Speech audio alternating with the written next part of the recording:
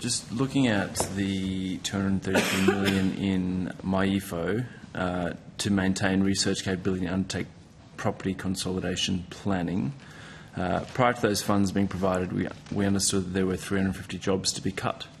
I'm interested how many of those jobs will no longer be cut as a result of the additional funding through MyEFO.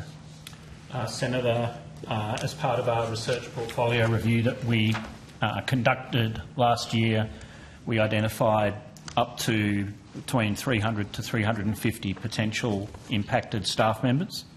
And those changes will go ahead irrespective of the funding that we receive through MyEFO as part of our commitment to ensure that the workforce that we have and the programs that we're working on deliver the greatest possible impact for the country by focusing in priority areas. And is there not a way that, given you've got this extra money, some of those researchers could be, or staff could be, reskilled and continue employment for the CSIRO? So the funds we receive through MyEFO are to enable us to begin to get on the pathway to sustainability. It's a problem that has really confronted the organisation going back decades into the 70s. The chief executive at the time discussed the challenges around ageing property and infrastructure.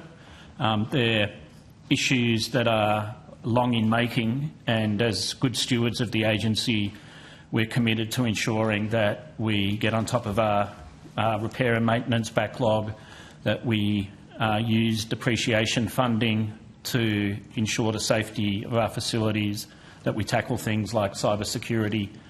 They're really things that we're doing now for the long-term good of the agency and fundamentally to protect staff safety and ensure we continue to provide safe facilities. So to me, those things are non-negotiable.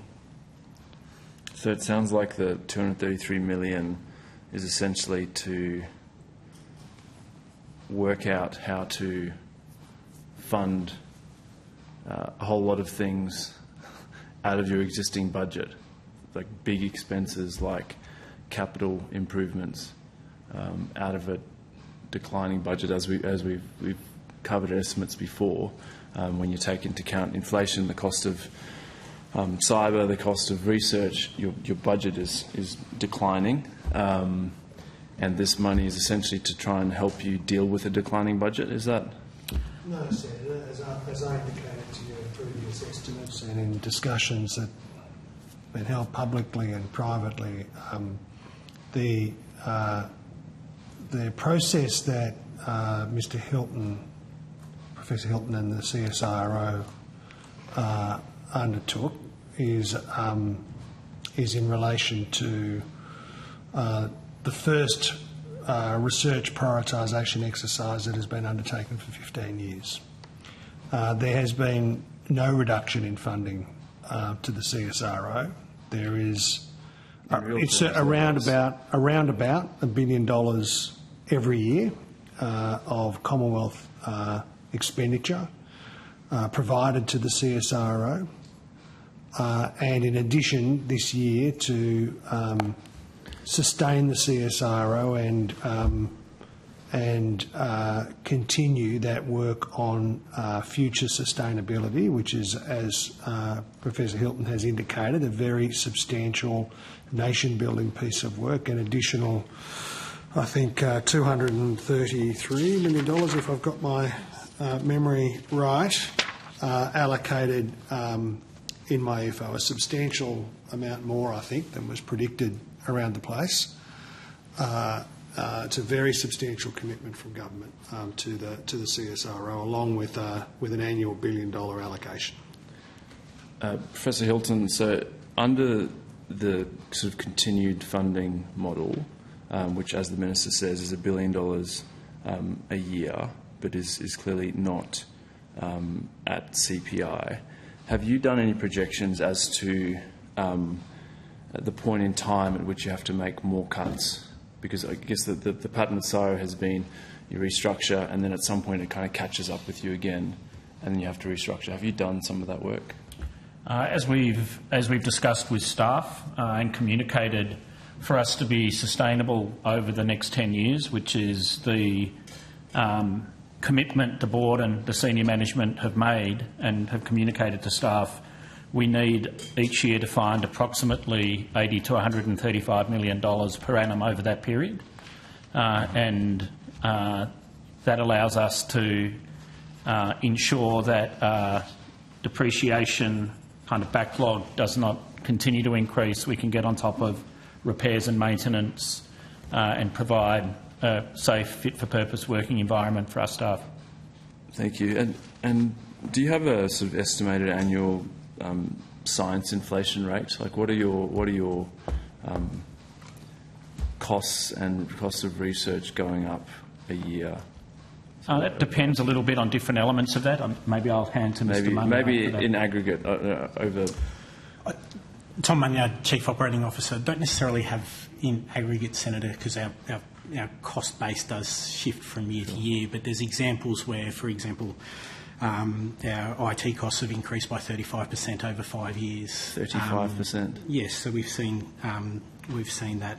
Our site operating costs have increased 23% over the last 5 years as well, from 49.6 million to 61.2. So there are some challenges that we're facing across the organisation, and that's one of the reasons why we're very grateful for the MyEFO funding that's enabled us to start that process towards some long-term sustainability, because the 45 sites, for example, that we have across the organisation are very expensive to run, and therefore being able to start that long-term sustainability work is very important to us to try to reduce that overhead.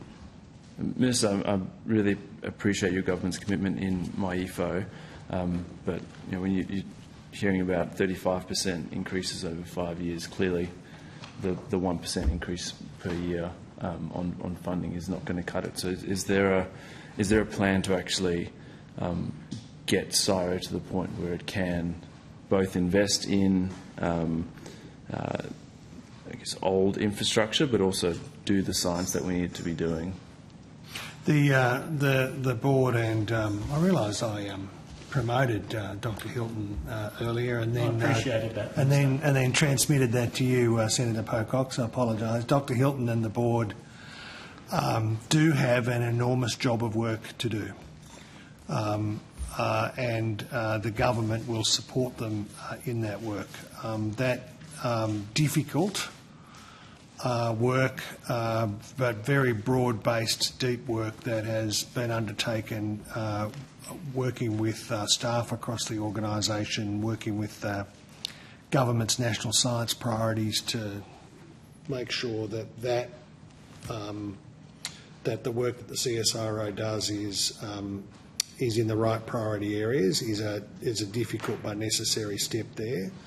I know that the board and the chair and Dr. Hilton and the senior staff are working through all of those issues, including with the department and with government more broadly. There is a mountain of work to do to make sure that the CSIRO is in is in the condition it needs to be, with the capabilities and the infrastructure that it needs to have for the long-term future. Again, a one-off injection is a welcome decision, but do you accept that there's a need to have a sustained increase in the appropriation, at least in line with inflation? It is a very substantial amount that the government allocates to the CSIRO. It's $1 billion. I understand that you said that, but I'm saying, like, if it's not keeping up with inflation, that substantial investment every year is becoming less and less and less. Well, I'm not sure that inflation is the right. 35% over 5 years. Yeah. Paying careful, disciplined attention in the process that Dr. Hilton has been and will lead to making sure that facilities are exactly how they need to be. We'll work very carefully, and future decisions will be made in the normal budget context.